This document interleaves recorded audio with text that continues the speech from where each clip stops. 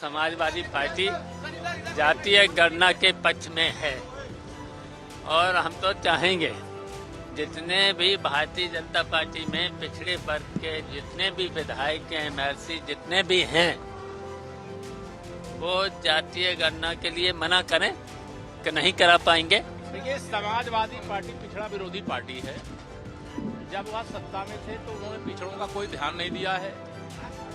अब उनको पिछड़ों की याद आ रही है क्योंकि सत्ता से बेदखल हो चुके हैं। जातीय जनगणना के मुद्दे को लेकर अब उत्तर प्रदेश की राजनीति तेज होती जा रही है।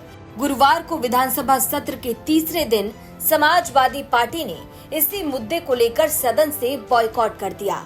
सदन में हुए हंगामे के बाद एक तरफ समाजवादी पार्टी के राष्ट्रीय महासचिव शिवपाल सिंह यादव ने बीजेपी पर सवाल उठाए, वहीं डिप्टी सीएम केशव प्रसाद मौर्य ने समाजवादी पार्टी को पिछड़ा विरोधी बता दिया। जातिगत जनगणना को लेकर कल हाउस से आपकी पार्टी ने बाइकआउट कर दिया। अब कैसे देखते हैं जातिगत जनगणना को? देखिए, पूरी तरीके से समाजवादी पार्टी जातीय गणना के पक्ष में है और हम तो चाहेंगे जितने भी भारतीय जनता पार्टी में पिछड़े वर्ग के जितने भी विधायक हैं, एमएलसी जितने भी हैं, वो जातीय गणना के लिए मना करें कि नहीं करा पाएंगे। देखिए, समाजवादी पार्टी पिछड़ा विरोधी पार्टी है।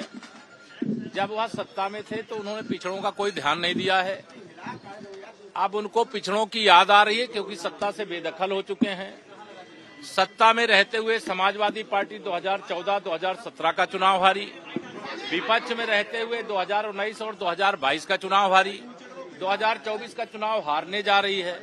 तो समाजवादी पार्टी हो, चाहे कांग्रेस पार्टी हो, चाहे कोई भी पार्टी हो, जो जाति जनगणना की बात कर रहे हैं, वो जाति के नाम पर सत्ता में रहते हुए न्याय नहीं किया, अपनी पार्टी में न्याय नहीं किए, सदैव पिछड़ों का दमन करने का काम किए हैं, विशेष तौर से अति पिछड़ों का दमन करने का काम किए हैं, उनके अधिकारों का हनन करने का काम किए हैं। आज उनकी यह मांग केवल 2024 में, जब उनके पास कोई चुनावी मुद्दा नहीं है, जब विकास की गंगा बह रही है, गरीब कल्याण की योजनाएं तीव्र गति से आगे बढ़ रही हैं, हर समाज के हर जाति बिरादरी का विकास हो रहा है, वो उनको हजम ही नहीं हो रहा है। इसलिए उनका हाजमा ठीक होगा 2024 में, जब 80 की 80 सीटों पर भारतीय जनता पार्टी गठबंधन की जीत होगी और समाजवादी पार्टी सहित जो भाजपा विरोधी, पिछड़ा विरोधी, दलित विरोधी, गरीब विरोधी, महिला विरोधी, भ्रष्टाचार के समर्थक, अपराधियों के, माफियाओं के, गुंडों के समर्थक हैं, उनको जब जनता सबक सिखाएगी तब उनको याद आएगा कि हमें गलत रास्ते छोड़ करके वही रास्ता जो भाजपा का रास्ता, जो भाजपा की विचारधारा है, वहीं उनको आने के लिए विवश होना पड़ेगा। सरकार का स्टैंड क्या है सर? सरकार का स्टैंड जनगणना को लेकर के, जनगणना कराना जाति के आधार पर या बिना जाति के आधार पर, ये भारत सरकार का काम है। उस पर भारत सरकार विचार करेगी। हम लोग जाति जनगणना के खिलाफ नहीं है। जनगणना के कार्यक्रम जो होने वो भारत सरकार से होने, राज्य सरकार से नहीं होने। तो जैसे जैसे लोकसभा चुनाव 2024 नजदीक आ रहा है, यूपी की राजनीति और तेज होती जा रही है।